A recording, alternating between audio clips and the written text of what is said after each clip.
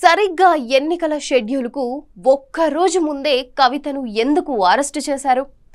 MP ఎన్నికల ముందే ఈడీకి కవిత గుర్తుకొచ్చినట్లుంది. MP ఎన్నికల్లో లబ్ధి పొందేందుకే బీజేపీ కవిత అరెస్టును వాడుకుంటుందా అంటే అవుననే అంటున్నారు విశ్లేషకులు.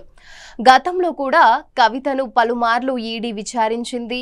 అప్పుడు లభించిన ఆధారాలు నిన్ననే దొరికాయా అని కూడా ప్రశ్నిస్తున్నారు. అసెంబ్లీ ఎన్నికల సందర్భంగా బీఆర్ఎస్ బీజేపీ ఒక్కటేనని, అందుకే కవితను బీజేపీ అరెస్టు చేయలేదని కాంగ్రెస్ గట్టిగానే ప్రచారం చేసింది. ఇది ఎంతో కొంత కాంగ్రెస్కు అనుకూలించింది కూడా.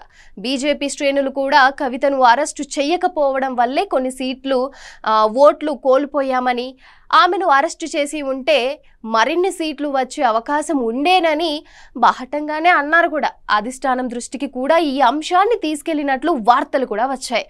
దీంతో ఎంపీ ఎన్నికల్లో లబ్ధి పొందేందుకే సడన్ గా కవితను అరెస్టు చేశారన్న విమర్శలు కూడా వెల్లువెత్తుతున్నాయి.